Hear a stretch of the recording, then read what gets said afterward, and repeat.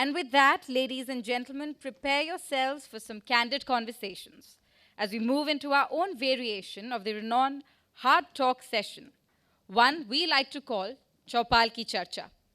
The term Chaupal ki Charcha draws from Indian village life, the Chaupal being an open courtyard where people meet, and Charcha meaning an exchange of ideas. Together, this phrase captures the spirit of lively and inclusive dialogue that we aim to bring to this session. For this Charcha, we are honored by the presence of 4 specially distinguished discussants who will be engaged by Vice Admiral Pradeep Chauhan, DGNMF. May I now request Admiral Chauhan to escort their excellencies, Mr. Philipp Ackermann, German Ambassador to India and Bhutan, Mr. Indra Pandey, Secretary General BIMSTEC, Vice Admiral Cullere, Sciences Po, France, and Captain Geordie Klein, Netherlands Defense Attaché for India, Bangladesh, and Sri Lanka. Please give our dignitaries a big hand, ladies and gentlemen.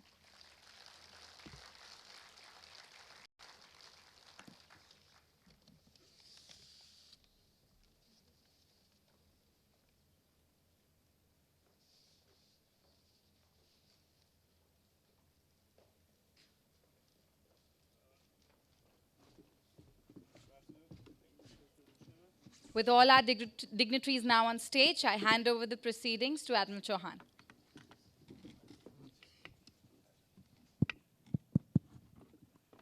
Well, thank you very much. Excellencies, ladies and gentlemen, Chief of the Naval Staff, it does us particular honor to have you present at this particular Chaupal ki Charcha.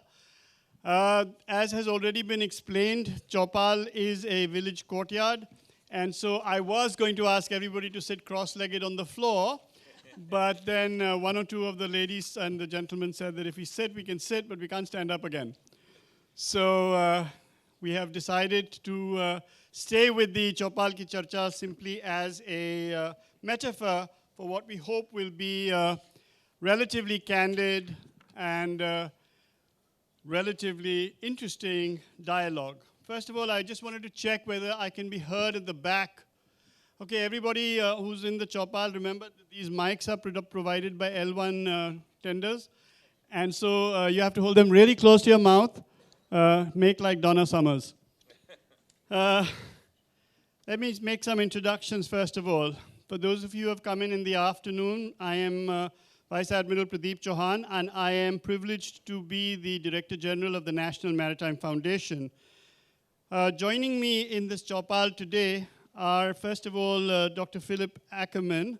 His Excellency, Dr. Philipp Ackermann, is Germany's ambassador to the Republic of India, a post that he has tenanted with great distinction since the 24th of August 2022, if I'm not wrong.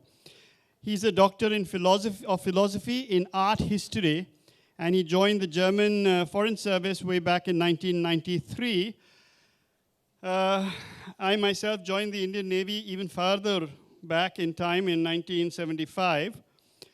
And his overseas postings are, however, much superior to mine. They include Rabat in Morocco and also incorporate New York, where he was a member of the German mission to the United Nations. He's been the head of the German provincial reconstruction team in Kunduz in Afghanistan. He is no stranger to India, and between 2007 and 2010, he served as the political counselor right here in New Delhi, after which he was appointed head of the German AFPAC, that is the Afghanistan-Pakistan Task Force. Some of you will remember that term was very popular at that time, within the Federal Foreign Office. He has also served as the deputy head of mission in Washington, D.C., and before returning to India as ambassador, he did a 5-year stint, once again at the Federal Foreign Office, but this time as Director General for Africa, Latin America, and the Near and the Middle East. Ladies and gentlemen, would you please put your hands together to welcome His Excellency. Now, the thing about Chaupals is that, fame is generally jostling with reputation and acumen. So I'm very proud and privileged to introduce our next guest, who is Ambassador Indra Pandey, immediately on my right.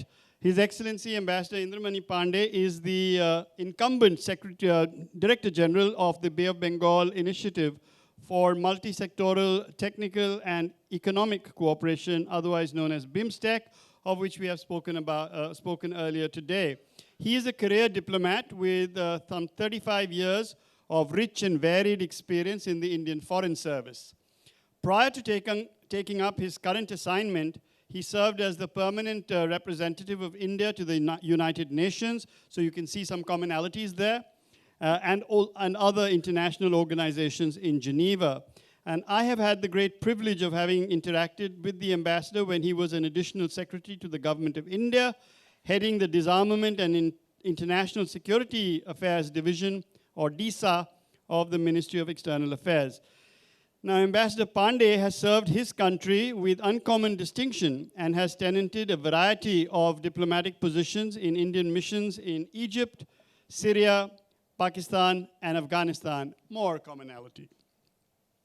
Apart from senior diplomatic postings in France and in China, he was also a member of the Permanent Mission of India to the Conference on Disarmament in Geneva, Switzerland.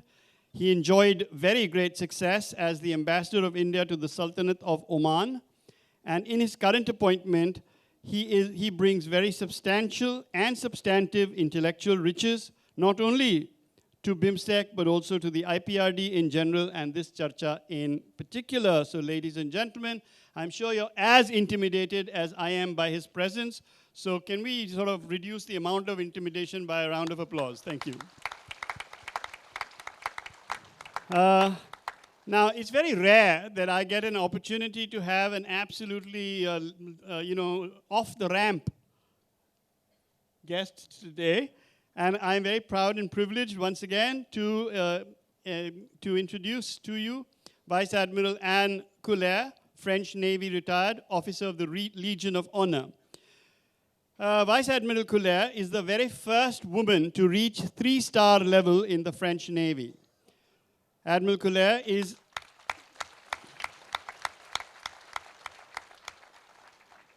she's an experienced and deeply respected practitioner with 10 years at sea and 2 seagoing command appointments under her belt. In the course of her illustrious naval career, she has been the Joint Chief of the French Armed Forces in the Pacific. She's been Chief of Staff of the Admiral Commanding Indian Ocean, which is Alain Dienne. She's been the head of operational planning at the Combined Maritime Forces headquarters in Bahrain, and she was the Vice Chief of Naval Operations of the French Navy. She has continued to shine because it's very hard to pull luster off quite so illustrious a career. She has continued to shine even after her retirement from active service, and she's currently the Director of Research at the Management Institute for International Security, or TEMIS, which is in Paris. She's also a member of the visiting faculty at the world-famous Sciences Po University at Le Havre campus, where she lectures on maritime security issues in the Indo-Pacific. Some months ago, I had the great privilege of being asked to talk to the students of her course, and I realized after she'd finished with me why she was such a lecturer. And I received 2 or 3 lectures from her, saying that sit down properly, look in front, and be... Well, anyway, she didn't. She was really gracious and kind and forgave me all my many trespasses, including the ones that I'm doing and making this afternoon.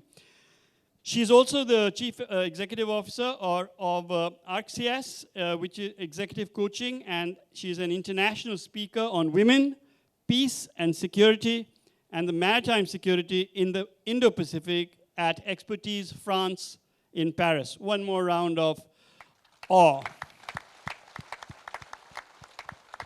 Okay, so at this time you're supposed to not only clap, but say, awe. And that brings us to our 4th illustrious member of the Chaupal, and that is Captain Geordie Klein of the Royal Netherlands Navy. Captain Klein is the newly appointed Defense Attaché at the Embassy of the Kingdom of Netherlands here in New Delhi. This is a post that he took up in August of this year. He's a Dutch naval officer of very considerable distinction with 12 years of rich and varied experience as a professional submariner. So we do have him affording us a periscope view of how the world actually looks, or at least the region actually looks. Now, during this period, he also commanded a Dutch diesel-electric Walrus-class submarine, and after completing the Advanced Military Studies course at the Netherlands Defense Academy, he became an instructor for the Netherlands Submarine Command course. But then the Dutch Navy sent him as their representative to 2 foreign assignments, one after the other. And anybody from the Navy knows that if you go for 2 foreign assignments, one after the other, it's a game changer. So he went first to Scotland, and then after that, he had another appointment immediately thereafter in London at the NATO Maritime Headquarters. And then he switched to the world of military diplomacy. And since then, he has been the linchpin between the Dutch defense attachés in the Indo-Pacific region and the defense attachés from the region accredited to the Netherlands. He distinguished himself in the 3 years that he spent as the Netherlands defense attaché for Suriname and Guyana, before being appointed as the Dutch defense attaché for India, Sri Lanka, and Bangladesh, a post that he tenants at present. So once again, may I request you to join your hands in welcome to Captain Klein. Thank you. All right, so now we come to the Charcha itself. Last year, we had an absolute blast. We didn't give the ambassadors any time at all to think. And we just launched them off into the deep end, and some of them swam, and others pretended to sink, but then swam anyway.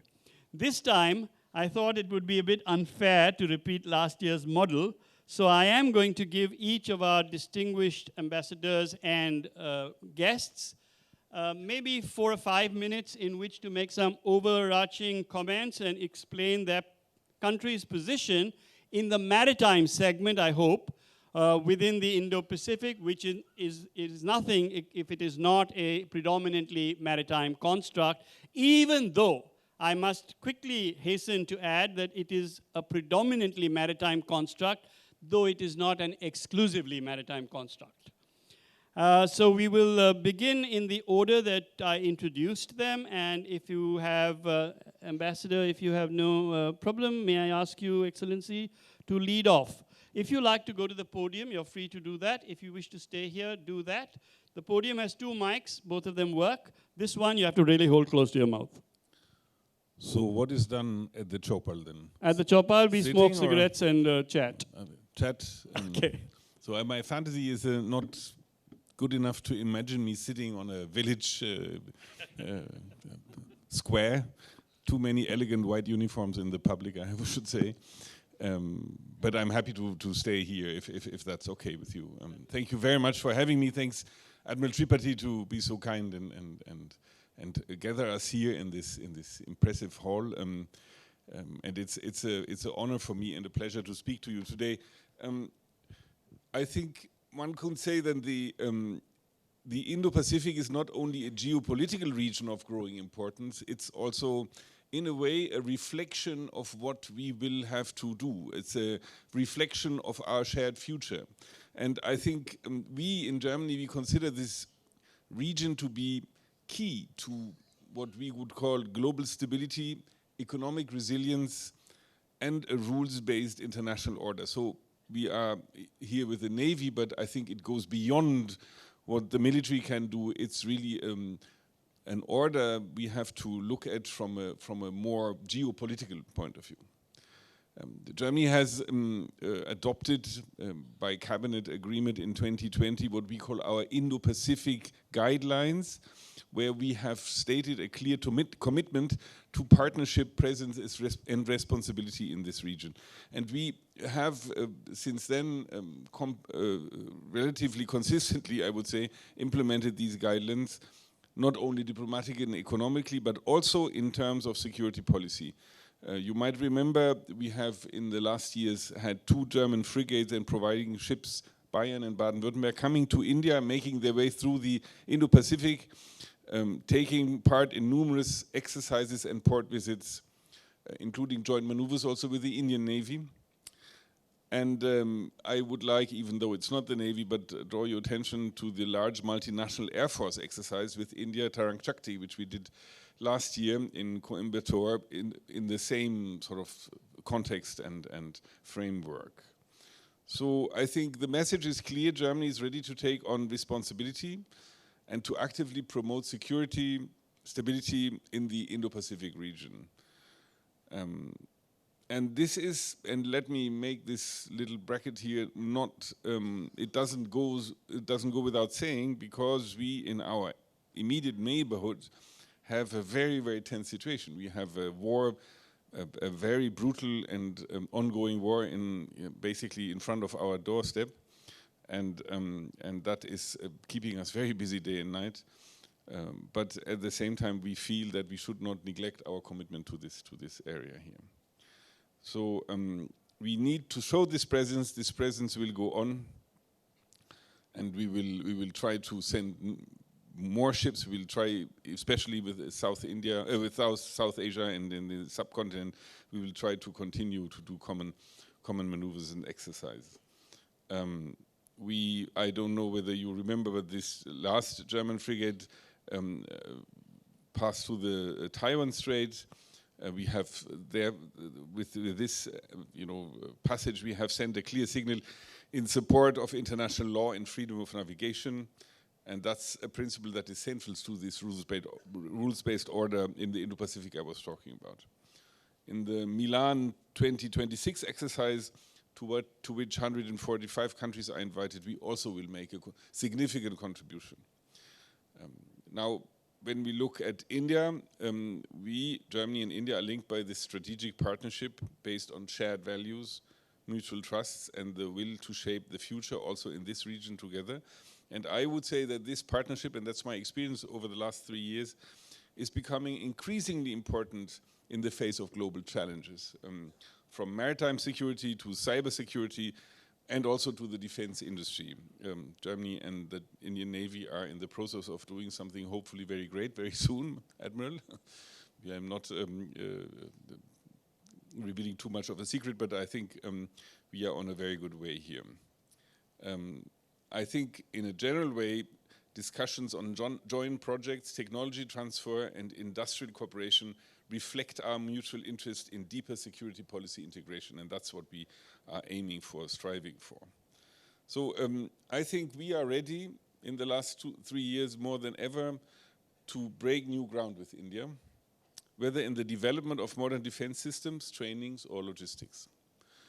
And I think especially maritime cooperation between our two countries aims to protect our open societies from security risks, strengthen the resilience of global supply chains to disruptions, and defend the shared principles that underpin our partnership: freedom of the seas, sovereignty of states, and respect for international law. I look forward to our discussion. Thank you. Thank you very much. And let me, without any further ado, turn to Ambassador Pandey. Would you like to offer a few opening remarks, or would you like to skip and wait for our questions? Yes, of course, you may speak from the podium. Absolutely. Since I represent more than one country. Oh, you would like to have a little more time. Certainly. We will ask our timekeepers to hold the clock in abeyance for a short bit. Thank you so much, Ambassador. That was very good. Admiral Tripathi, Honorable Chief of Naval Staff, distinguished panelists, distinguished audience, a very good afternoon to you all. I thank National Maritime Foundation for inviting me to represent BIMSTEC at this very important dialogue. I congratulate and commend National Maritime Foundation for convening IPRD 2025, underlining the salience of maritime cooperation in Indo-Pacific, particularly maritime security, with focus on capacity building and capability enhancement.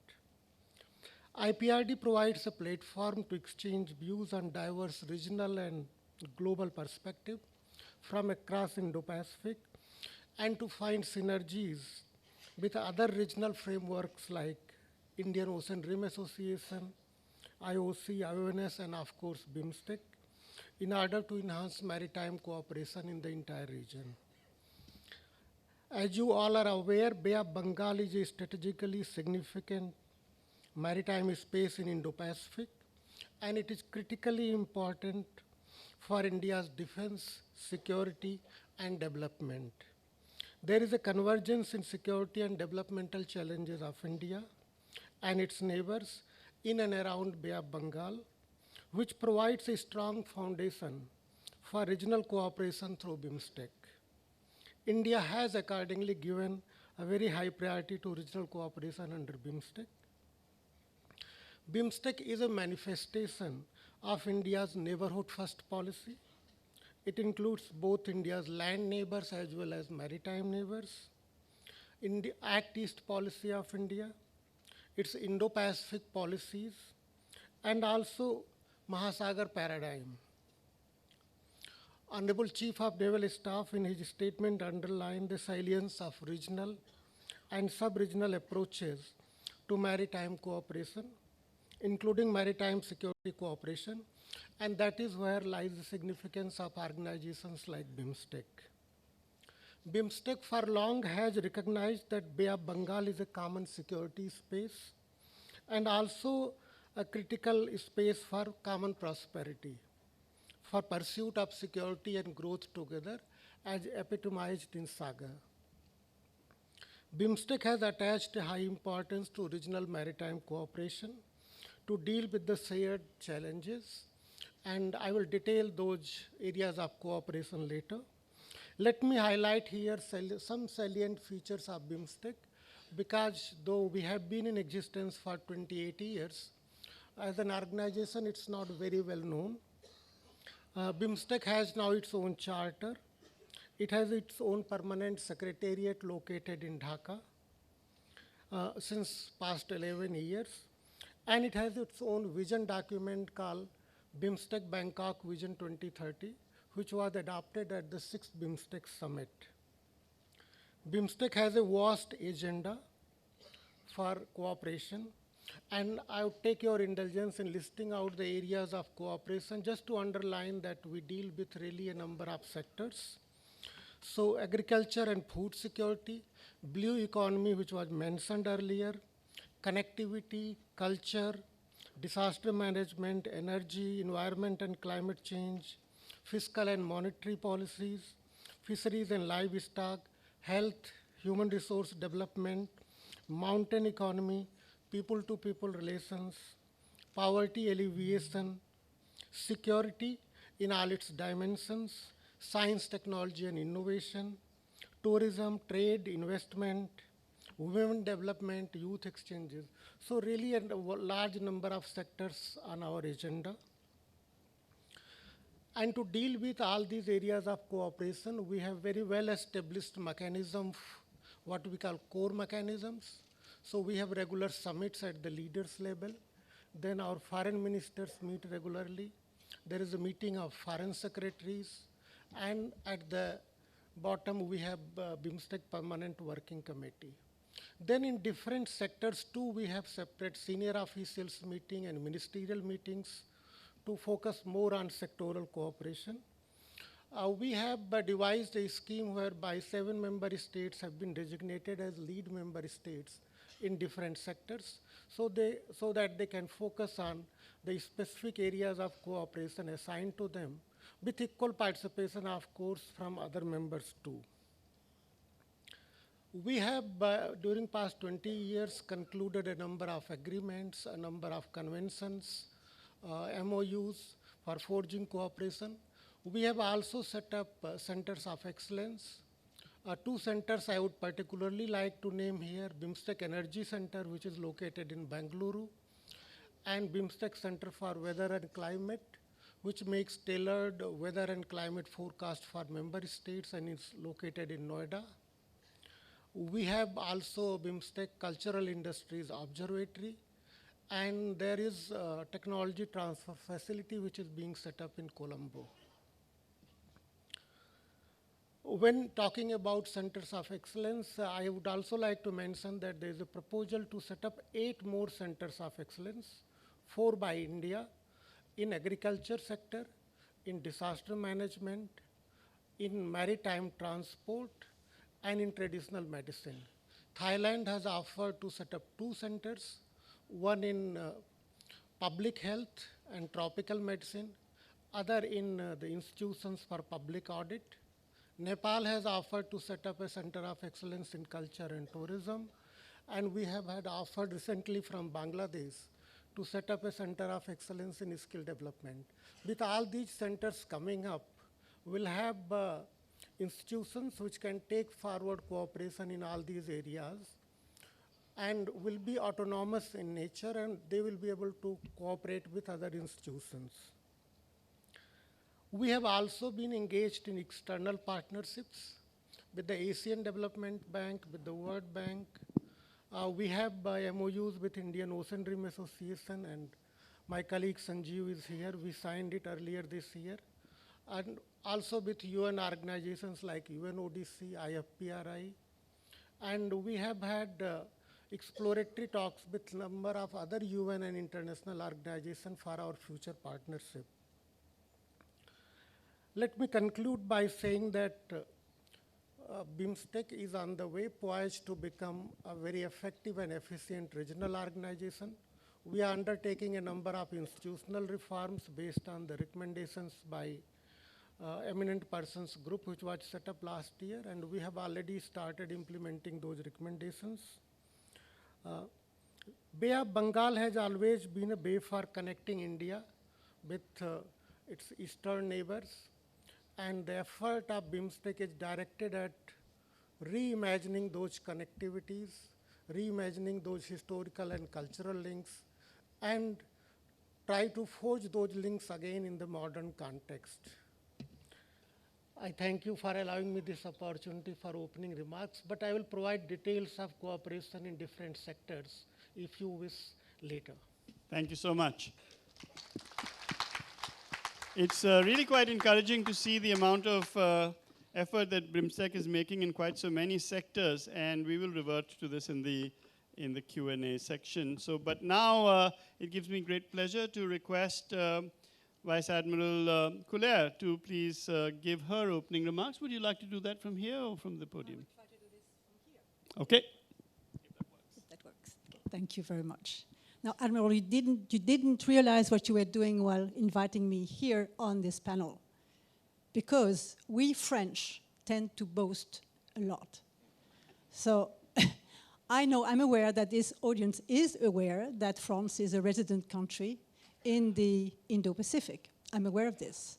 And as my American colleagues could say, our area of responsibility does not cover from, they said, from Hollywood to Bollywood. We're much more pragmatic than this, because reality says that our AOR covers from La Réunion and even Mayotte out to Clipperton.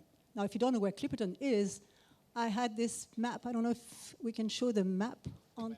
Yeah, here's the map, okay? So here we are, from Île-Éparse, Mayotte, La Réunion, up to Clipperton, right? So this is reality for us. And because this is this reality we're facing, we, of course, over the years have come up with an Indo-Pacific strategy. And it started in 2018 with President Macron in Sydney. And you know what? Because we military are very agile. We were the first in the military to come up with an Indo-Pacific defense strategy in 2019. And afterwards, the momentum was there, and we're up now into our third iteration of a global Indo-Pacific strategy. And the last iteration was in last July. So what I'm going to be talking now for the next 5 minutes, I hope, will be about this. What is this Indo-Pacific strategy, the French Indo-Pacific strategy, and why is it, what are its core principles, and why is it distinctive from others? Because you have Indo-Pac strategies all over the world now, including Germany, including the Netherlands, countries from Europe. So what makes it distinctive? Well, first of all, As you know, we're a resident country, so we have a unique geographical presence, and we are the only European country to have a presence, a physical presence in the Indo-Pacific. We have a military presence. We have roughly 8,000 soldiers, airmen, and sailors stationed in the Pacific with assets. And again, I'm referring to my American colleagues here. When I was posted in French Polynesia as head of the French forces, PACOM, Indo-PACOM at the time, asked me, how many men, how many assets? And I told him, all right, we cannot compare to the US, but you know, France has something else to offer. And this is what I'm going to discuss now. So what do we have to offer? What makes it distinctive, again?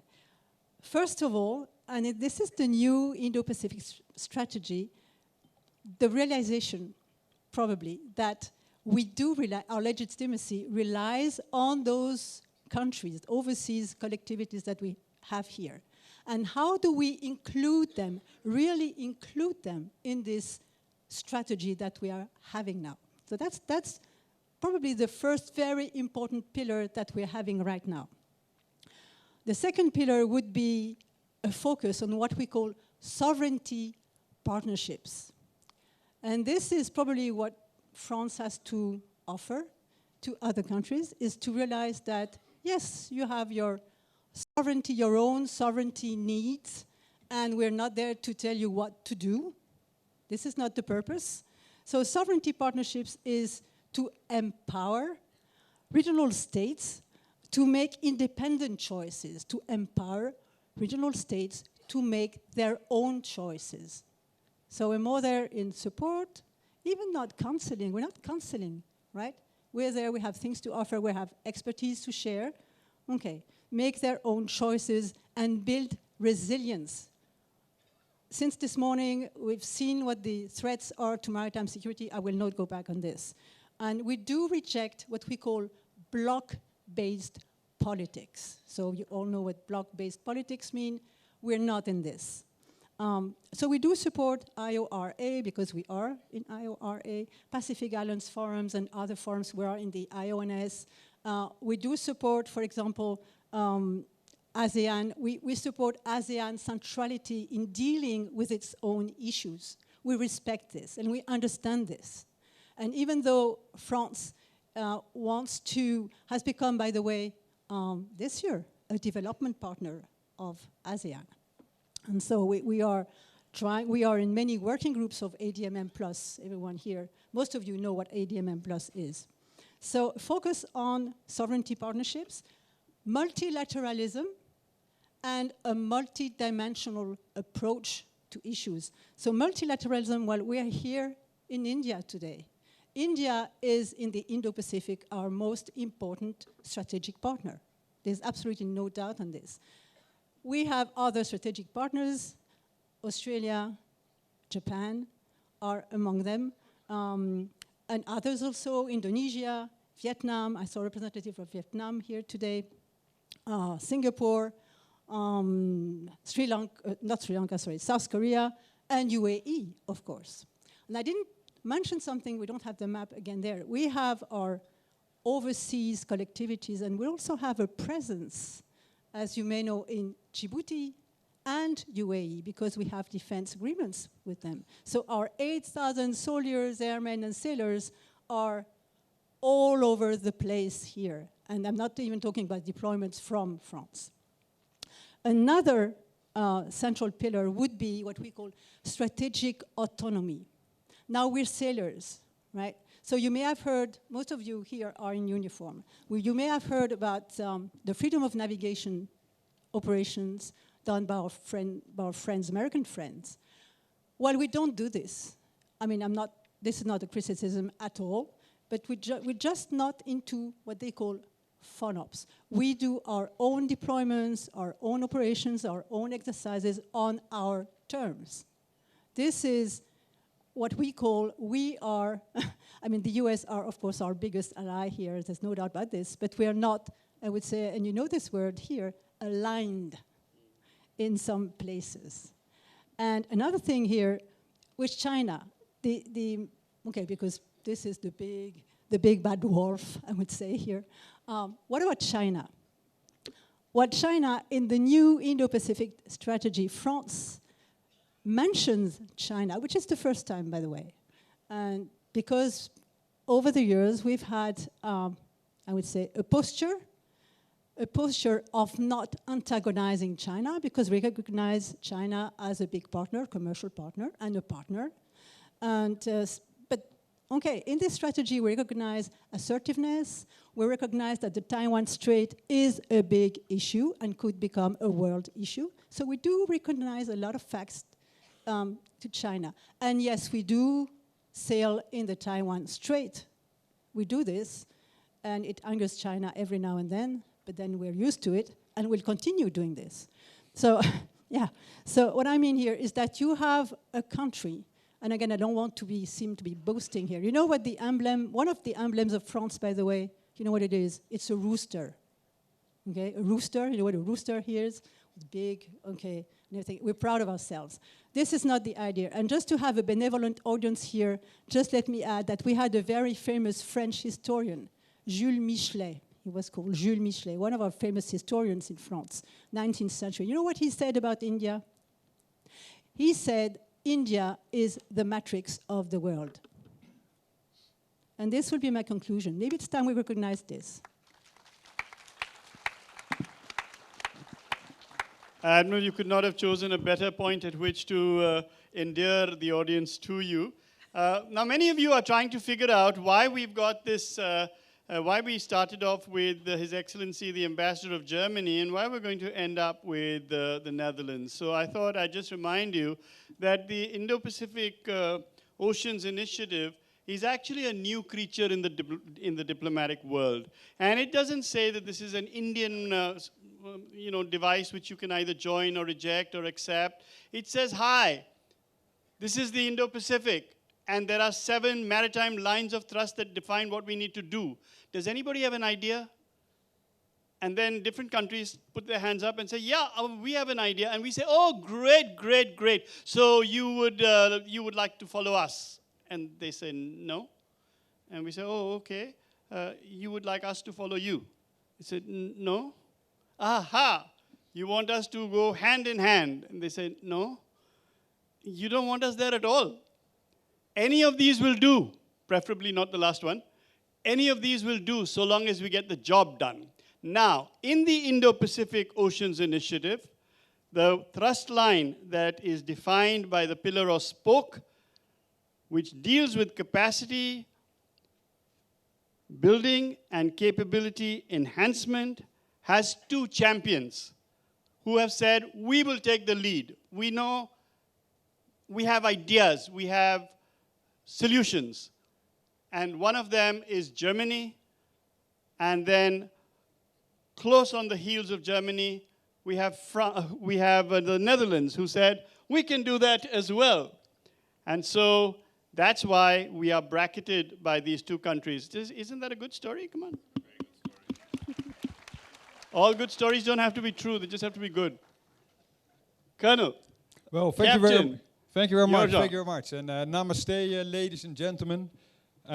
First of all, sincere gratitude to Admiral Dinesh Tripathi, and also to Vice Admiral Pradeep Chauhan, and to the National Maritime Foundation to organize this IPRD, and for their leadership in sustaining this important dialogue for already the 4th time.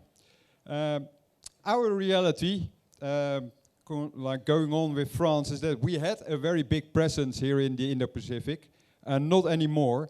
It is in one way far away, but in another way it's coming closer and closer because of the changing of the world and the growing importance of the Indo-Pacific.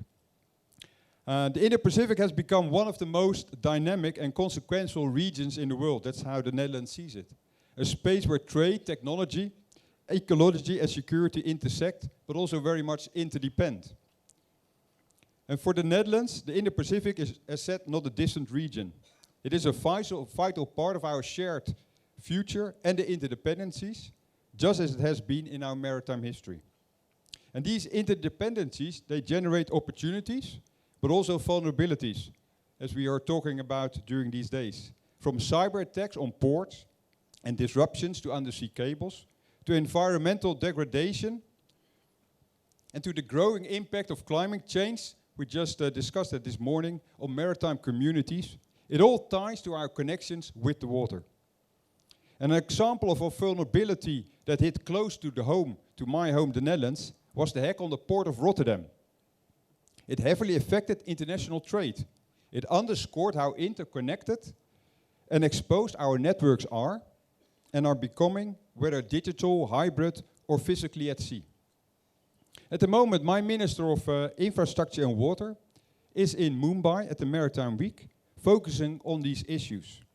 And they signed yesterday a letter of intent on maritime cooperation between India and the Netherlands to continue this cooperation.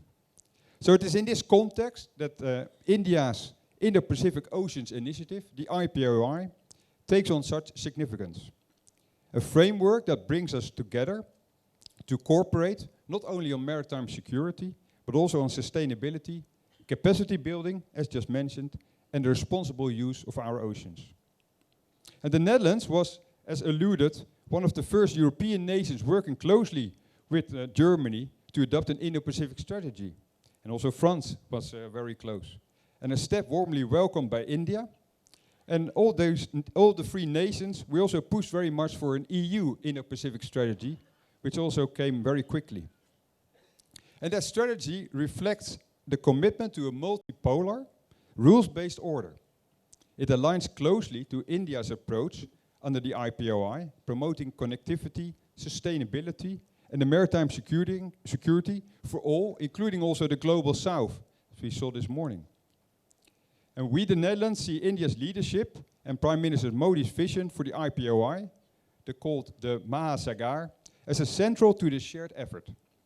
And I'm therefore proud to announce that the Netherlands joined the IPRD together with Germany this year. And together we will lead, thank you very much, the maritime line of thrust on capability and resource sharing. As a maritime nation, it makes sense for the Netherlands to join this IPRD. The United Nations Convention of the Law of the Sea, UNCLOS, is our common compass. It provides the stability and predictability that enables nations, very much important for us, to trade, explore, and cooperate peacefully and successfully. And by bringing together Indian and Dutch knowledge, we aim to contribute to the IPRD capacity building pillar. It is part of our efforts towards a strategic partnership with India, which was signed this year. And that is why, in December this year, the Netherlands Institute for the Law of the Sea and the Klingendahl Institute will visit India to conduct a training on UNCLOS for Indian diplomats. That's the first activity from the Netherlands under the IPRD framework. And we are proud to launch this initiative as a practical step towards stronger maritime governance and capability building. Ladies and gentlemen, I'm concluding. By looking ahead, our cooperation with India will only grow in importance, from ensuring the smooth flow of critical medicines from India to Europe, to securing supply chains for raw materials and protecting vessels at sea. Our shared prosperity depends on keeping these connections secure and sustainable. In these uncertain times, we must anchor our policies in trust, transparency and partnership. Those are three key words.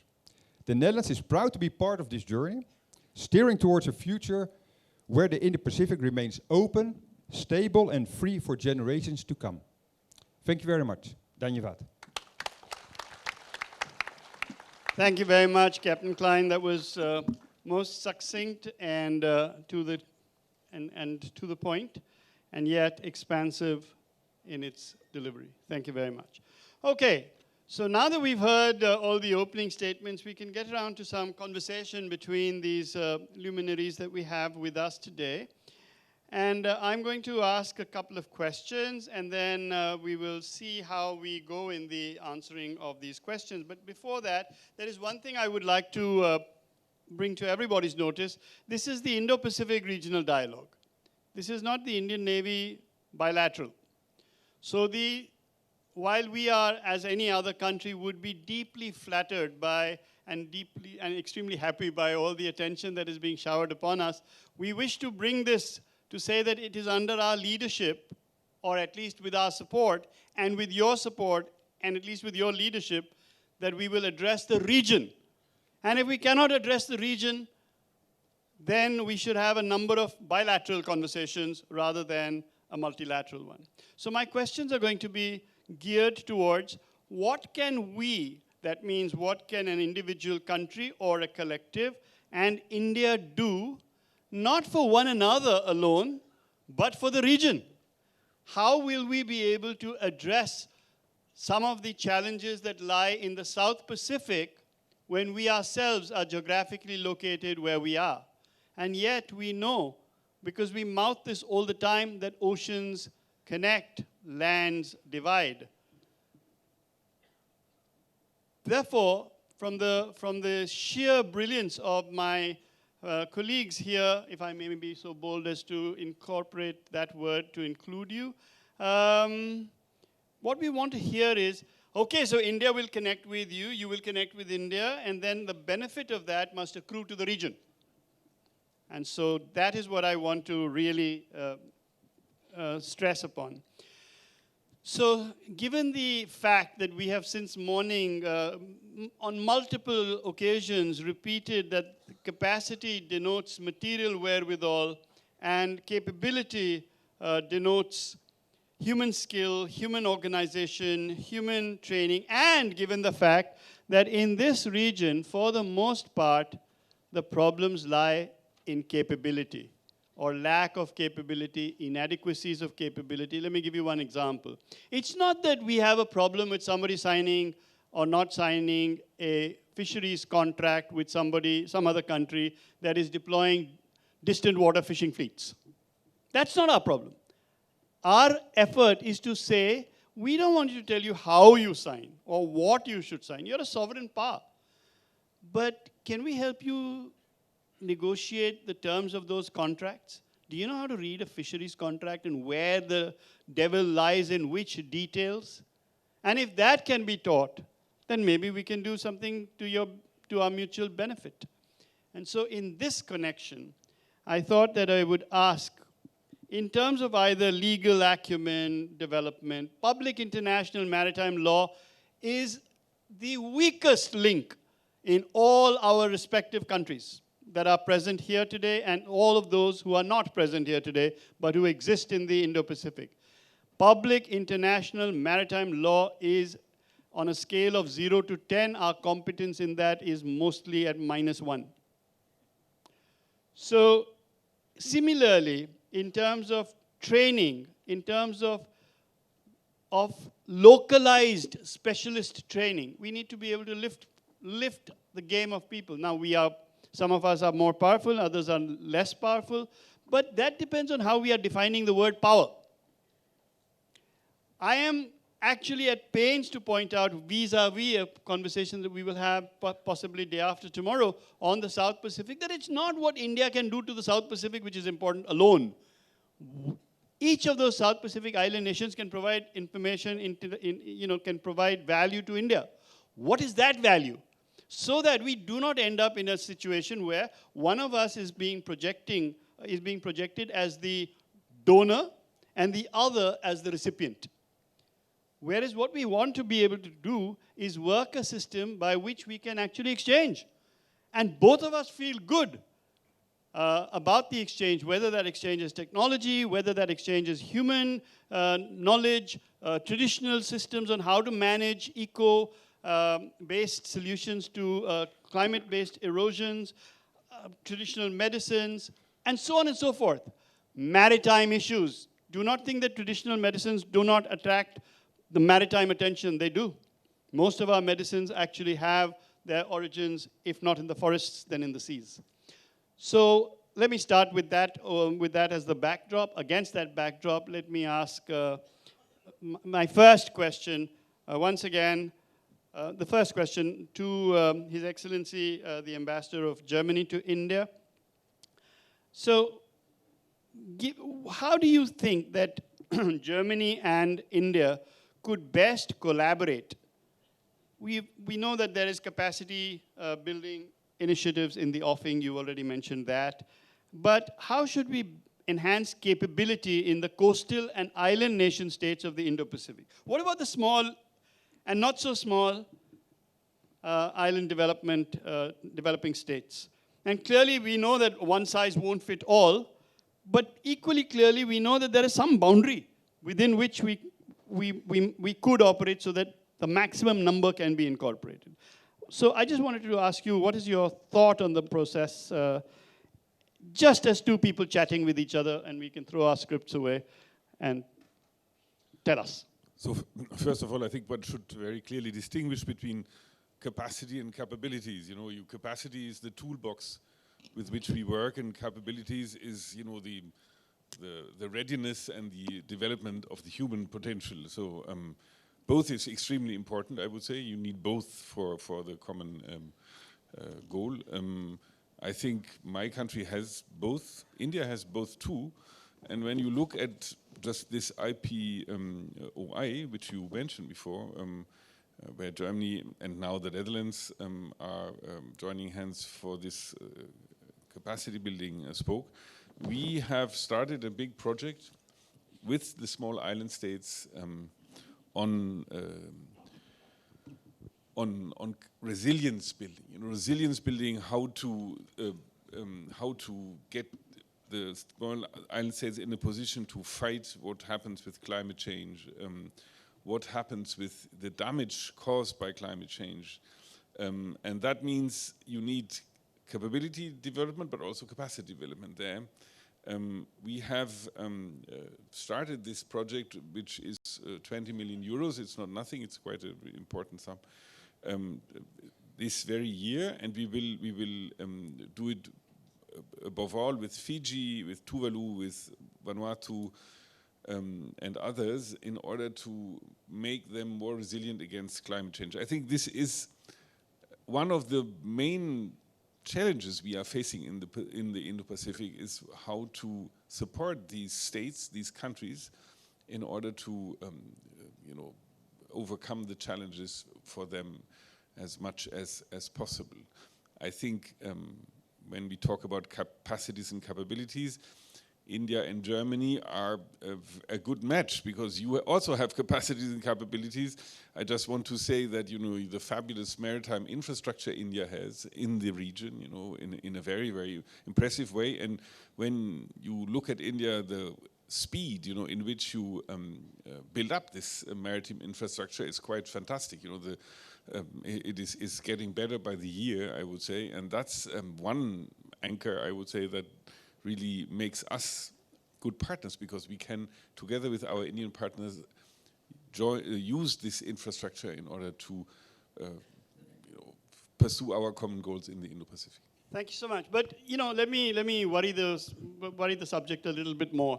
It is true. You said that this is not a you know, the subject of the Indo-Pacific. It transcends navies. It is true, but navies nevertheless remain the principal player for most states in the region. Now, navies are not only required so as to be able to contest the will of another nation or another navy in conflict, they must also be the leading lights or the guides to wiser maritime policies, where maritime is a superset and the navies are subsets. What, in your opinion, should or could a navy do in order to be able to improve capacities, capacities we leave aside for the moment, capabilities? We've spoken in the morning about information sharing. So what is it, and I can see that you know, we have several members of the audience here who are experts in this whole business of maritime situational awareness being built, information sharing being pursued. How do you think that we could actually leverage each other's abilities, both capacities and capabilities, in this regard for mutual benefit of the region? Because when the region benefits, surely we all benefit. And so maybe I will turn that question across to Admiral Cullere. What will a navy do? What should our navy do? And by extension, what should the think tank community do? Should it just raise the questions? Has it got some role in answering the questions? What is it that you recommend? I'm not sure I will answer the question on what can a navy do, because I'm sure that all our navies do already a lot. I'll give you an example on this. in the Indo-Pacific, especially for the South Pacific Islands, we have a scheme, procedures which are set up down there, which is called France. Not France, F-R-A-N-C-E, but France, meaning France, Australia, and New Zealand. And France, Australia, and New Zealand got together a few years ago, getting up some kind of arrangement, meaning if there is a cyclone or hurricane in the area, you have in preposition in France, French islands, French Polynesia, New Caledonia, Australia, New Zealand, you have all this equipment which is prepositioned and ready to be flown out or sailed out by military vessels or military planes, because these are assets which are ready. So, I mean, meaning doing something in HADR where navies are included, okay.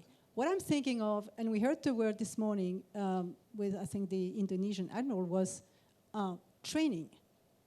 Okay, so we need more training. What kind of training do we need? Coast Guard training? Maybe. Training in reacting to crisis apart from military crisis, meaning HADR mainly. And we also, another idea I had this morning, sharing my views with some members of the audience here, was information sharing. So we do information sharing, and we'd like to go one step further than this. So what about adding into information sharing, into what we already have, a little bit of artificial intelligence to help us out, to get better, to be keener? We can probably do this. Help us. So, I mean, I'm aware I'm not answering your question on navies, but yeah, training, thinking, where do we need training? Who needs training? Who needs training? Is it those South Pacific Islands or other countries in the area, in the Indo-Pacific? Who needs this? Who can provide the training? It could be either Coast Guard, it can be navies. We know how to do this. So let me pull the conversation a bit away from the South Pacific and the obvious challenges that lie in there, which are very, very large and very significant, and bring it back to an Indian and a Bay of Bengal kind of perspective.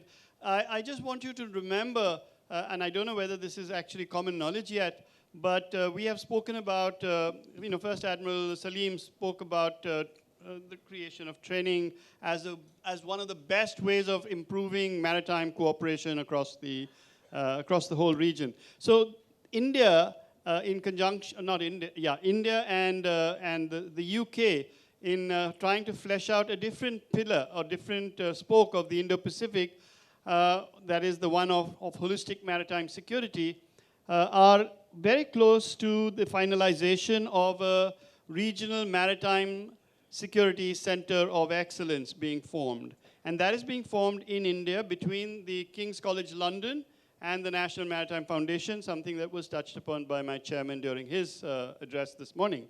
So my point is that if that is to happen, and if BIMSTEC is looking for training centers, and if Indonesia is looking for, not looking for, but advocating training centers, then if this training center exists, should we then go in for a proliferation of training centers? Will we end up with one training center competing with another training center, trying to be, like the buses that go and take the maximum number of passengers so that they can get the most amount of money? How will we avoid that trap? How should we avoid that trap? How will we make sure that India and the UK, our MEA, the UK FCDO, do not end up as a dyad which now competes with some other organization? Plus, how do we manage to feed the clear requirements not only of IORA in more general terms, because we haven't got the Secretary General of IORA in this dialogue, which is my apologies for that. But it is a fact that we can take a microcosm of IORA, which is BIMSTEC, and look at BIMSTEC. So what we want to know is not the generalities, because we all know the generalities. Everybody here studies BIMSTEC, everybody here studies IORA with differing degrees of enthusiasm. What we want to know is, what is your thought? Can we do something together? And if we can do something together, can we feed the BIMSTEC requirement into something like the Regional Maritime Security Center of Excellence. Plus, if BIMSTEC decides to create one of its own, then how do we avoid that trap of which I spoke earlier? Thank you very much for your question. I think this issue has come up often in discussion that the number of regional organizations, and this was something which was pointed out by Honorable CNS also, that the cooperation in Indo-Pacific, when we actually want to forge at the ground level, it will happen through regional and sub-regional organization. But how do we avoid duplication, as you have pointed out? How do we bring these organizations together so that they can benefit from the knowledge, capacity, or capability that these organizations have created? So BIMSTEC, located in the center of, you can say, Indo-Pacific. On one side, we have Indian Ocean Rim Association, Indian Ocean Commission, and some other organization. On the other side, we have ASEAN, Pacific Islands Forum, and a number of other organizations like Mekong-Ganga Cooperation Framework. So BIMSTEC has taken some initiative in this regard by signing a MOU with Indian Ocean Rim Association so that we can work together in the areas where we have convergence. Similarly, BIMSTEC and ASEAN have also been exploring the opportunities for working together. We have had conversations between the two secretariats. Just to remind the audience that BIMSTEC was actually forged as a bridge between South Asia and Southeast Asia. From the beginning, we had two members from Southeast Asia, Myanmar and Thailand. And from South Asia, we had India, Sri Lanka, and Bangladesh, with Nepal and Bhutan joining later. So BIMSTEC can actually act a bridge between the western side of Indian Ocean, the eastern side of Indian Ocean, and we can avoid the duplication you talked about.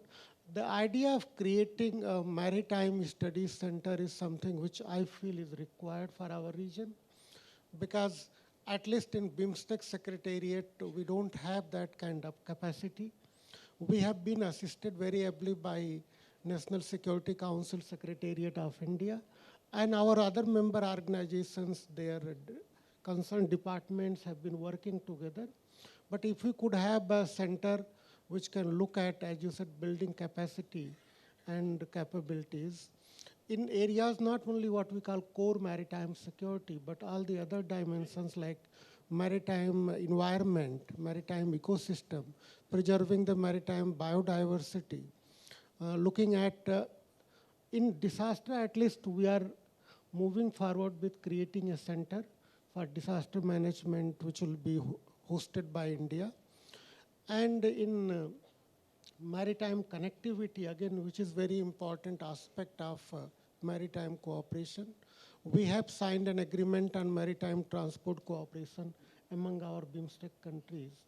And we want to have cooperation among the ports also.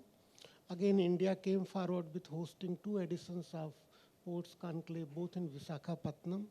So while BIMSTEC is moving forward, we are very keen to work together with at least Indian Ocean Rim Association and ASEAN in areas of our mutual interest. And there is mutual interest, just you mentioned, because we are looking at the larger strategic space, and all these organizations have very important role to play in that.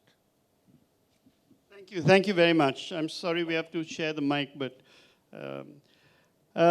so let me turn to Geordie, to Captain Klein. At several points, different people have mentioned the word trust. And it seems to me that sometimes we use the word trust or trust deficit because it's the fashionable thing to say.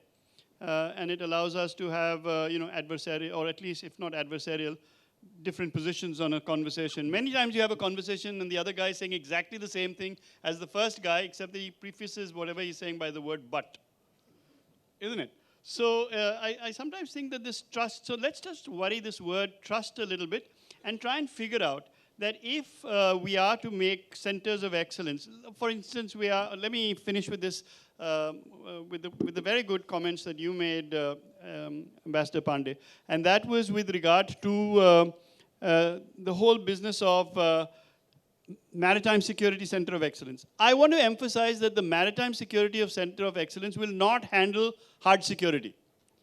That is the job and the remit of navies, and they must handle it. Only when they ask for assistance should that assistance be offered. But as you correctly said, their security encompasses all these other things. And so that's where we want to go. Now, is there scope in those other things where navies are working as postmodern navies, providing public goods, providing confidence, providing trust? So I want to ask you, for your personal thoughts, this is a Chaupal, and we would have normally just exchanged the hookah and handed it across to you while we coughed away. And you tell me now, what do you think we could do in terms of addressing this whole business of trust? Because in the Indian Ocean, immediate vicinity of India, I hear this word, trust deficit, by everybody. Even somebody who's flying over our area will pick up this one word, trust deficit, and immediately promptly say, put it in a book or a magazine or an article. Tell me about this trust deficit. Well, thank you very much for this challenging question. First of all, I would say there's a lot of trust. There's a lot of trust between Europe and the Indo-Pacific. And one example is that the port of Rotterdam, they work for about 40 million containers a year. And that's 7 million are like running from Mumbai. And all these containers move all around the world. And if you order it in Mumbai and it ends up in Rotterdam, it will come back maybe a few weeks later. And that's all based on the trust that if I make an agreement with one, it also comes back. So in the business to business, I think there's a lot of trust. But then coming to the Navy and to the military, I think we need to work, and we can, and the Netherlands is working on building that trust between Europe, between Netherlands and the Indo-Pacific, by a limited and tailored approach. And I say limited and tailored for a reason. The reason is, as the German ambassador already said, we have something else also to worry about in Europe at this moment, and that's the Euro-Atlantic defense. But we also acknowledge the importance of a free and open, secure Indo-Pacific. And that's why the Netherlands is sending every other year a frigate to the Indo-Pacific. And it makes a world trip. So it's great for sailors, because who did that when they joined the Navy? You want to see the world? Well, you do it in 7 months. You go all around the world. But there is also very much an important part is trust building. And that's what navies can do. Because navies, they go to ports. And before they enter, they have an exercise with the country, because the country is happy to receive that ship in their port. And then when you arrive there, you have receptions, you have lunches, you have dinners, you have people to people, you have soccer matches, people break their ankle because of playing that soccer, but in the end, they end up in hospital, then they end up in a bar, and then you create this connection. So then you create trust. And that's trust that will be building on for many years. Another way of building this trust is we send our advanced staff course is now every year at the end of their year of sweating in the college benches, they go on a trip, and that's really great. And already a few years, they go to Japan, they go to South Korea, and they go to India. And so you have 40 like high-flight officers joining these 3 countries every year, but they are talking to all these high flyers also in this audience. And again, you create these connections, and you create that trust. So my answer to your question is that navies can build trust. Part of our task is naval diplomacy, and that is building trust. Trust we need to prevent things happening, but also if things happening, that we can really ask each other to help each other out. Thank you. Thank you so much, Captain. I think that was a very good answer, and it allows me to segue into another segment of this. And that is that, when you decide to work this whole trust business between navies have to take risks. And because navies are not plenipotentiary, they have to bounce these risks off their respective governmental hierarchies. And there's nothing particularly problematic with that. But I want to give you an example of how the Indian Navy recently did this business of accepting high levels of risk in order to engender high levels of trust. So the example I wish to offer you for your consideration and as a prelude to my question is the one of the Indian Ocean ship Sagar. So this is just an appellation for an OPV, an offshore patrol vessel, in which the Indian Navy didn't take 44 sea riders on board from 9 African nation states. We replaced 44 Indian sailors with these 44 people. We shed 44 of our sailors. And now we said, we trust you enough to be radar watchkeepers on our ship.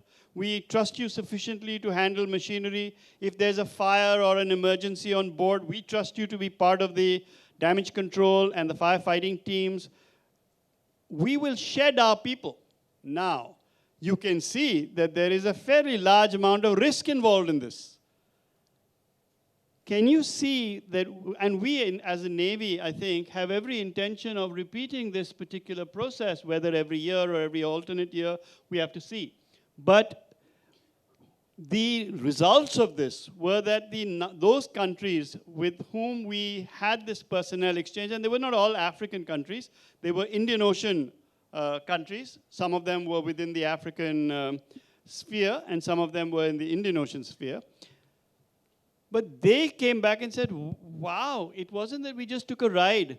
It wasn't that they said, look, that's a ship, or that's an engine, or that's a gun, or that's a, whatever machinery. But we were actually allowed to function as that integral ship's crew. Now this leads to huge possibilities. Can we envisage a future in which we will actually be able to create personnel as opposed to just having national assets being under national control but deployed for a common mission? So do you think that in future deployments by the German Navy or the Dutch Navy or the French Navy or any other Navy which is not even necessarily present here today, do you think that this is something that we could or should look at and have a chat? And should there be a lessons learned dissemination by the Indian Navy of what we learned from this and proliferate that? Ambassador.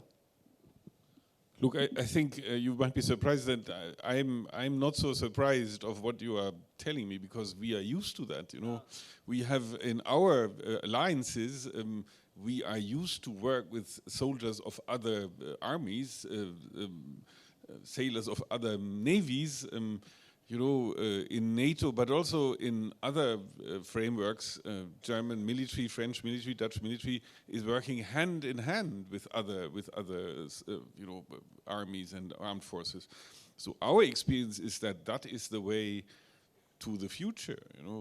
We have experienced that you are much stronger and much better when you join hands in these common exercises. Or there is a French-German brigade, there's a Dutch-German brigade, there's a Polish-German brigade, where you have also soldiers from other armed forces joining hands. So I think our experience is that this is a recipe that leads to success. So I think from our point of view, that is certainly something which needs to be more explored, and we are very ready because we have very good experience with this.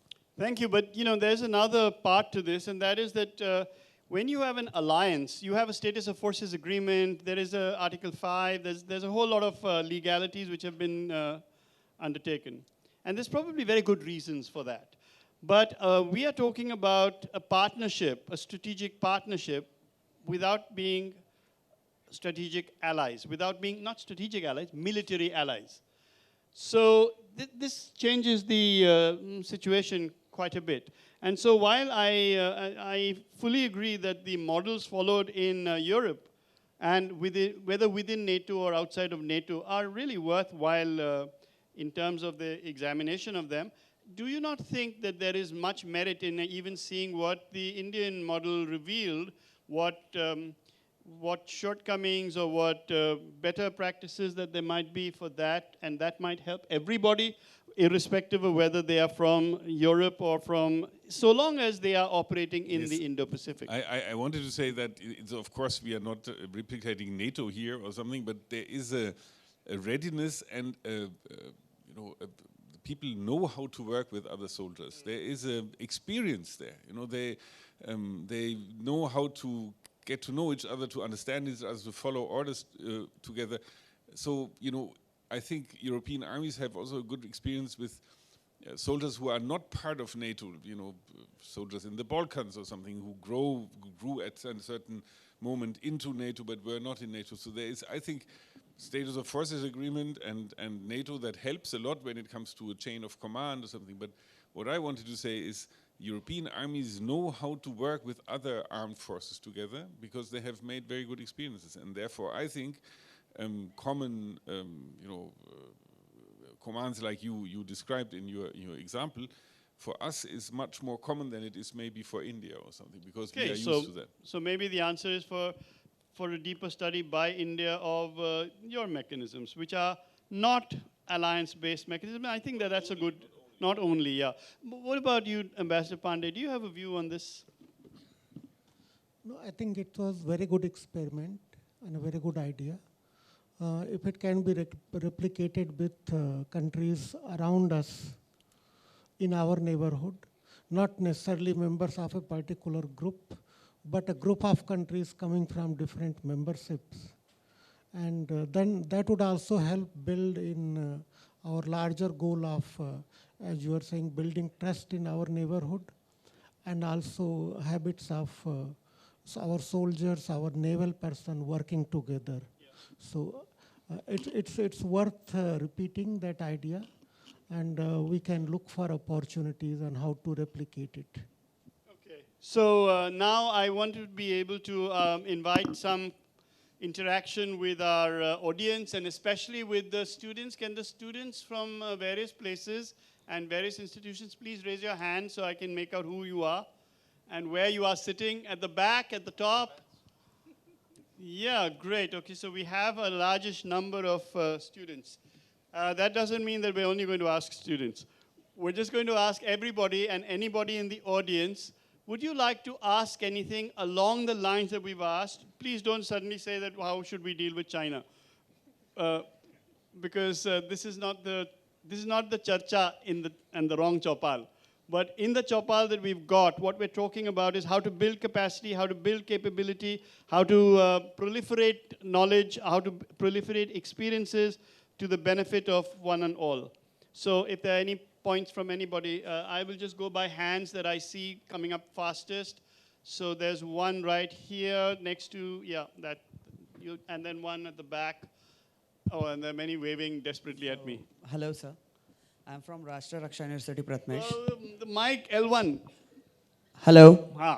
Okay. So my question is to the Ambassador Ackermann, sir. Is that Germany is having, we have been said that they are having a good technology and all. So the German naval forces and Indian naval forces, can they help for the benefits of the other people in the development of the medicines when we are going downside for the purpose of research, finding out the medicines under the seas? Okay, so biomedicine within the maritime domain. Yes, sir. So we'll just take a few questions at a time, if you don't mind. And if their questions are addressed to you, you could just sort of make a note. Yes, sir. Yes, the right person. Good afternoon, everyone. Thank you very much, NMF, for conducting this fabulous conference. My name is Tushar. I am from Jawaharlal Nehru University. I am writing a thesis on India's grand strategy, and where maritime security, to my mind, is the central pillar. So, as you know, the topic of our Chaupal is capacity building. I want to know, my question is very simple. I want to know that, as all of us know, each European country wants to spend a lot on defense, perhaps because of compulsion by hegemon, or maybe because they see it imperative because of a current geopolitical scenario. My question is very simple. How much of that capacity building, or let's say acquisition of defense material you are doing from your own country, specifically either public sector or private sector? Second question is there any mechanism by which you are planning to do technology transfer to India? Because India has a comparative advantage when it comes to defense production, and I think European countries have a comparative advantage in technology building. So is there any trade-off? Thank you. Okay, thank you. And we take one more question from this side of the house. Yes, sir. Greetings, everyone. My name is Ayush Bhardwaj, and so I'm pursuing my master's in maritime laws from Rashtra Raksha University. So, sir, my question is for His Excellency, for the Minister, sir. So, my question is this: considering Germany $4 million euro Green Deal Maritime Initiative, that is from 2025 to 2028.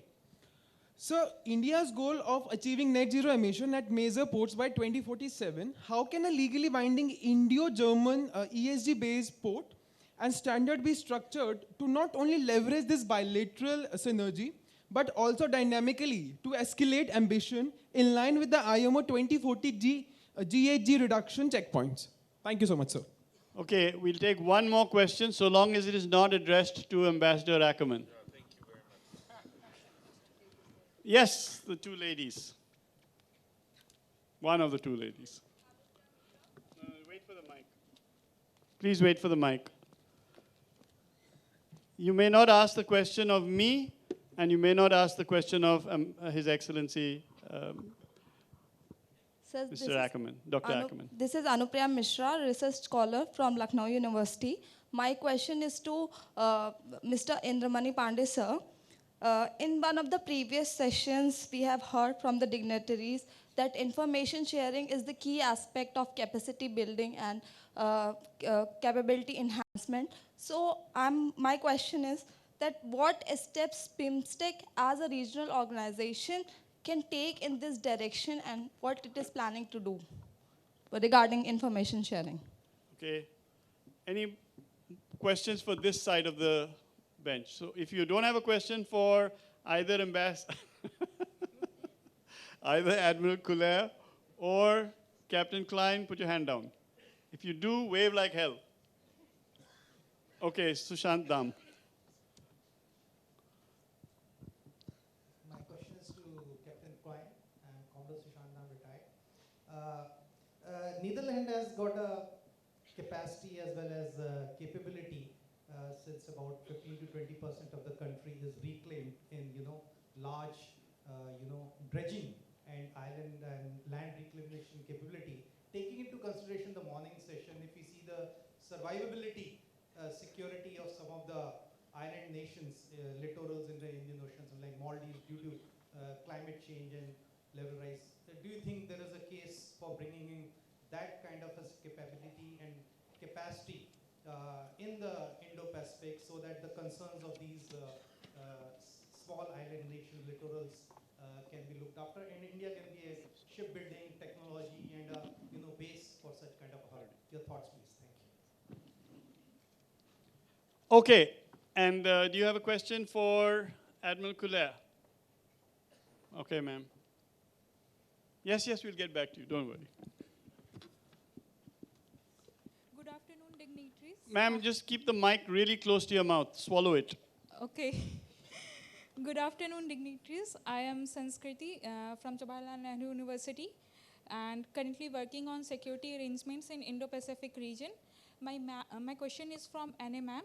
So, ma'am, the question is like this, that before formation of AUKUS, Australia had the nuclear submarine deal with France. Ma'am, this is a Chaupal which deals with capability enhancement and capacity building.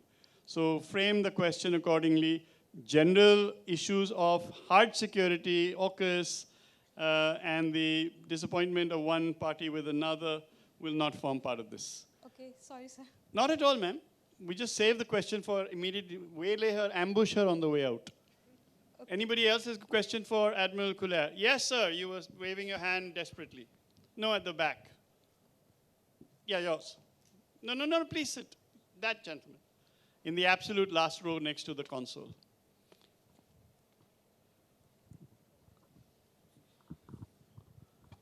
Thank you so much. My name is Pawan. I am from University of Allahabad. My question is to Mr. Cullere, ma'am.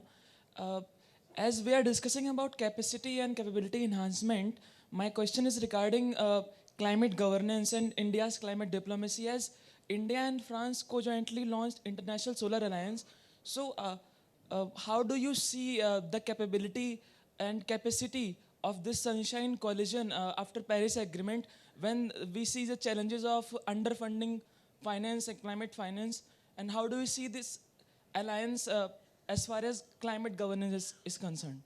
Thank you. All right, thank you. Now we will turn to our panel, otherwise they will have no time to answer.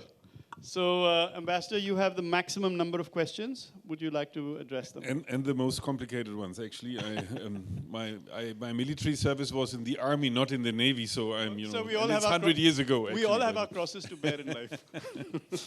Let me say that I think, when you talk strategic partnership between two countries, and India and Germany have a strategic partnership, and when you talk military cooperation, then there is certainly, the sky is the limit in many ways. So when you refer to this medical research which comes along Navy cooperation, I think this is very interesting.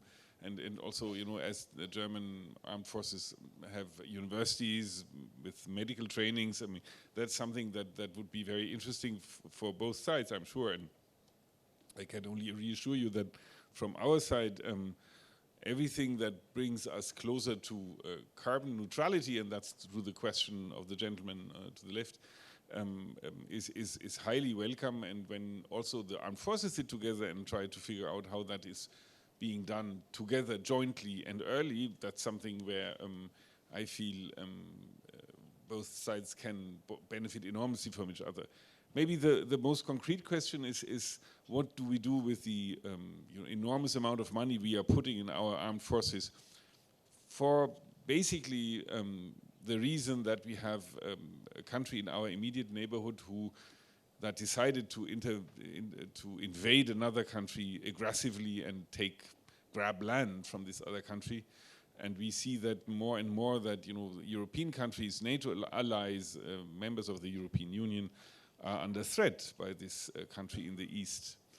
And that led to a sort of common understanding that we have to beef up our armed forces to a level where we can defend ourselves in a much more meaningful way. You have to see that when after the events of 1990 and 89 and 90, when the wall came down and Europe got united, there was a general feeling of comfort that we would never live another war. And I have to be very honest with you, in my lifetime I wouldn't have thought that on European territory in our immediate neighborhood a war in a very conventional way there where thousands or hundreds of thousands of soldiers have lost their lives already would be possible. This is something which is an experience I wouldn't have not if 10 years ago somebody would have told me, I would say you are mad, I mean, but now that's the reality we have to cope with and to be confronted with, and therefore I think there is in almost every European country an extra effort to get more money into the military. Now, is that homegrown only? I would say, in Germany the military sector, very powerful industry, is almost 100% private. It's a private business, but it's also that we buy from elsewhere. So from our neighbors, we develop together with our allies common projects like airplanes and tanks. We do source from America, we should say also. But I would not exclude also to buy from India, for example. If there is something that India has to offer, we would be ready to look at it. As well as India is looking at products from Germany, submarines for that matter, for example. So I think this investment in our armed forces doesn't stop at our borders. It goes well beyond them. And I think that if India has something to offer that is technologically very sophisticated, which I do believe it has, and has a good price, I think armed forces in Europe would have a very, very close look at it. Thank you. Thank you. I have a very simple question to answer. So yes, in all the sectors that we have on our agenda, in our cooperation, we do exchange a lot of information. We do capacity building, knowledge sharing, sharing of the best practices. In a specific to maritime domain, we have started working at maritime domain awareness also. This is an area where our member states are looking at possibilities of how they can work together. They are all a part of IFC IOR. So there is that opportunity already there to exchange information. But whether it can be done also in the BIMSTEC context is something our member states are examining. Thank you. Thank you so much. Admiral Cullere. I had this question, I think, on climate change governance, was that it, and the role of France in this. Of course, I depicted the Indo-Pacific strategy that France has right now, and you may be aware that within this strategy, climate change plays a big role. And I didn't tell you, what I didn't tell you is that this climate change, how we deal with this, how we propose to work with other countries, and not only South Pacific Islands, by the way. They're not the only ones concerned with this, as we saw this morning. How we deal with this is part of what we call the third way. Third way being we're not in a block position, we're not following China, we're not following the US, we are France. So we are on the third way pathway, I would say. And climate change is, we are very concerned because our own territories are concerned.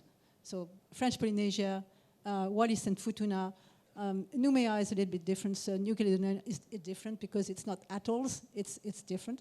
So we are concerned in the first place. When I was in the Navy 9 years ago, we started thinking already 9 years ago.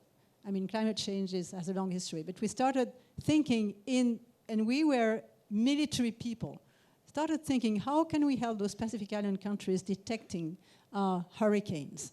And you know what? We came up with those very strange ideas. We have ideas, and this idea was, all right, let's look at the birds, right? And we made a whole study on this. And now we have, I know, at the level of Ministry of Defense, we have an observatory on climate change.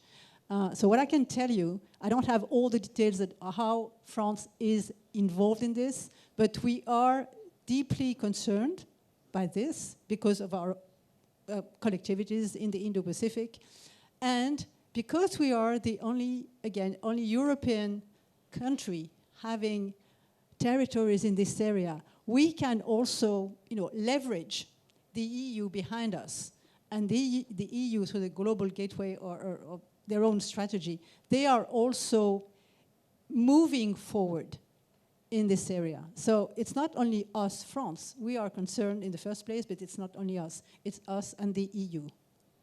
Thank you. And Geordie, why don't you take us home? Yeah, thank you very much. Before I answer the question about the Dutch knowledge on water management, a quick also reaction to the question about the defense budgets. In the Netherlands, also, many of the defense industry, they're all commercial, so that's one thing. And in the Netherlands, we're always looking if there's big investments that they want to have offsets. So if we buy something from another country, from like $1 billion, we also like to have offset of then that company or that country in our own industry in the Netherlands. So that's one thing to think about. And the other thing is, in the Netherlands, I would say, at the moment, the political climate is that, first of all, see if you can buy it in the Netherlands, but then also see if you can buy it or produce it in the European Union, because the whole idea of being strategic autonomous is very much on the forefront of the politicians at the moment. That doesn't exclude cooperation, as the German ambassador said, but I also don't want to paint a too nice picture that we are all happy singing and dancing work together. Then obviously the Netherlands is known for, one, the tulips, two, their wooden shoes, but three, also the water management. We survived, although my house is indeed a few meters below the water level, but it's still dry, I can promise you, if you ever come to the Netherlands. So the good thing is that capability that the Netherlands have, it sells itself. So all countries who have issues, they most of the times quickly will think about the Netherlands to ask for support. The embassies are also using that, and they are like told to make this one of their primary functions to bring about in the country of where they're working for. So the government is promoting any businesses who want to do anything with water management in that country, but partly it sells itself. And a good example of here in India is just recently in Kochi, the Kochi shipyard. They delivered a very high level dredger, and that was built in India, made by Indian people, but with knowledge also of IHC, which is a Dutch company who has a lot of knowledge in this high level dredging. So there you see this combination of capability of a company and the capacity here in India. Thank you. Thank you very much. So now I'm afraid we're at the very end of our time limit and have crossed it actually.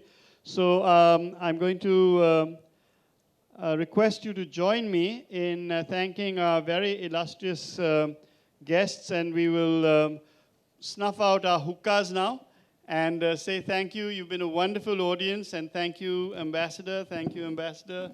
Thank you, Admiral. Thank you, Captain, for an absolutely scintillating Charcha. So would you please join me in thanking them?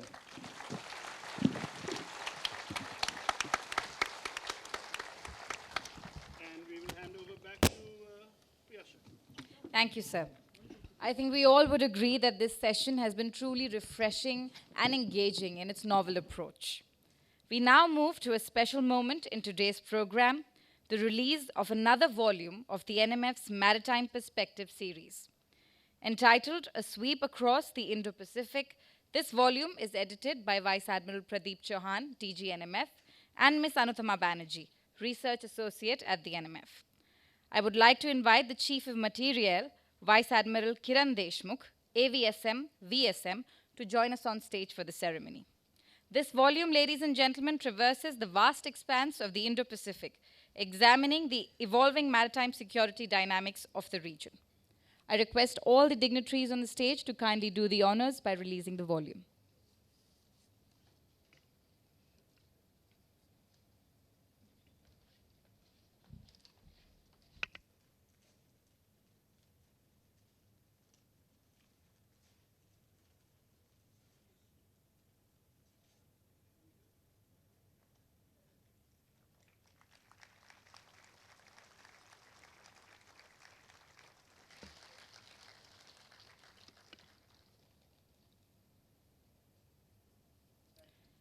May I also request Admiral Deshmukh to present tokens of our appreciation to our very distinguished discussants.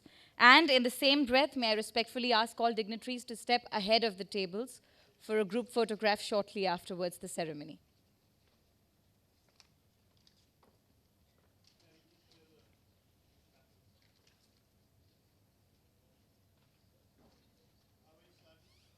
So we'll start from there.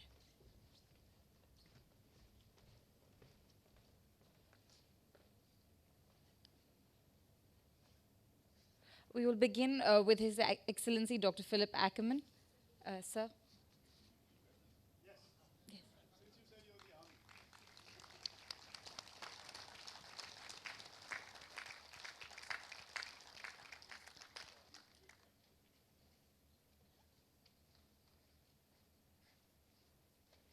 And now His Excellency Mr. Indra Pandey.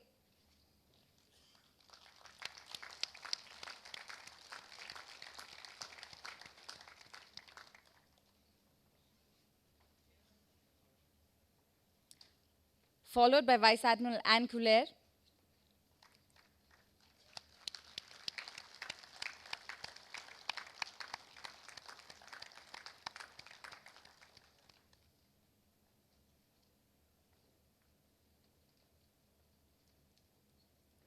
And Captain Geordie Klein.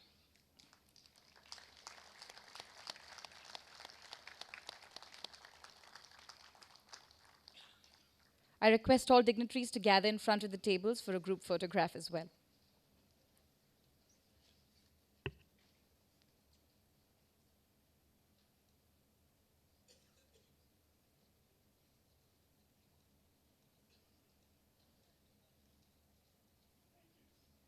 Ladies and gentlemen, please join me in thanking our dignitaries as they resume their seats in the audience.